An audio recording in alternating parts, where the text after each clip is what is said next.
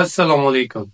Neuro science के मुताबिक ये 4 एक्सरसाइजेस जो आपकी यादाश्त को बढ़ाती हैं और आपके दिमाग को मजबूत बनाती हैं।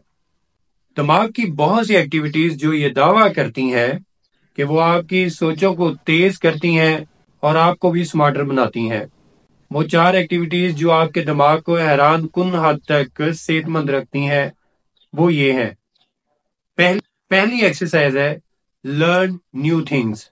ये चीज आपकी डेडिकेशन चाहती है, लेकिन ये आपको खास फायदे पहुंचा सकती है। अपने दिमाग को तेज रखने के लिए हर वक्त कुछ नया सीखने का चैलेंज कबूल करते रहिए। मैं आपको एक रिसर्च की तरफ लेकर जाता हूं जो कि साइकोलॉजिकल साइंस जर्नल में पब्लिश हुई। इन्होंने कुछ बूढ़े लोग लिए जिन्हें के नई स्किल्स सिखाई गई, जैसे कि डिजिटल फोटोग्राफी। फिर इसके बाद इनकी मेमोरी को टेस्ट किया गया और इसको कंपेयर किया गया ऐसे लोगों के साथ जिन्हें के मसरूफ रखा गया था आम एक्टिविटी में, जैसे कि फिल्म देखना और रेडियो सुनना। वो पार्टिसिपेंट्स जिन्हें न्यू स्किल्स सिखाई गई थी, इनका मेमोरी टेस्ट बहुत ही उम्दा रहा, जबकि वो लोग जिन्हें आम रूटीन में रखा गया था उनका मेमोरी टेस्ट बहुत ही बुरा रहा। इसलिए आप हर वक्त कुछ नया सीखते रहें, जैसे कि न्यू लैंग्वेज सीखें, न्यू हॉबी के मुतालिक जानने की कोशिश करें, नई नई चीजें करने की कोशिश करें, तो आपका ब्रेन भी मजबूत रह सकता है और शार्प रह सकता है। दूसरा है सोशलाइज मोर।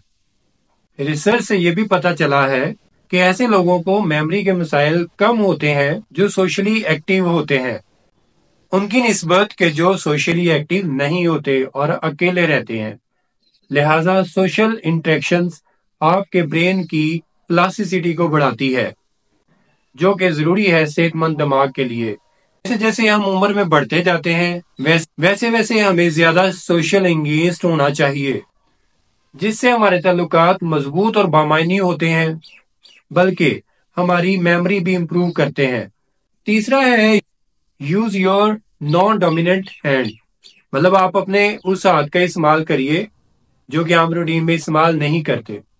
ये एक्सरसाइज इस लिस्ट की सबसे अहम है। लॉरेंस कास अपनी किताब कीप योर ब्रेन अलाइव में बताते हैं कि अगर आप अपना नॉन डोमिनेंट हैंड इस्तेमाल करते हैं तो आपके दिमाग को मजबूती मिलती है। Using your opposite hand can be challenging, और ये शानदार हद तक आपके दिमाग की एक्टिविटी को बढ़ाती है। आप जब खाना खा रहे हो तो अपना नॉन डोमिनेंट हैंड इस्तेमाल कर सकते हैं, या कुछ लिख रहे हो, लफ्ज लिख रहे हो या कोई जुमला। आपके फिजिकल वर्कआउट के साथ इफेक्टिव ब्रेन एक्टिविटी भी आसान नहीं हो सकती, जिसके लिए आपको जरूरी है कि ये टास्क मुश्किल है कि आप अपना नॉन डोमिनेंट हैंड इस्तेमाल करें, लेकिन अगर आप करते रहते हैं तो आपकी माइंड की एबिलिटी इंप्रूव होगी। चौथा और लास्ट, टेक अप रनिंग एक बहुत ही उम्दा एक्सरसाइज है। फिजिकल एक्सरसाइज की बात करें तो ये आपके फोकस को बढ़ाती है, आपके सोचने की सलाहियत को बूस्ट करती है और आपके कॉग्निटिव फंक्शंस को तेज करती है।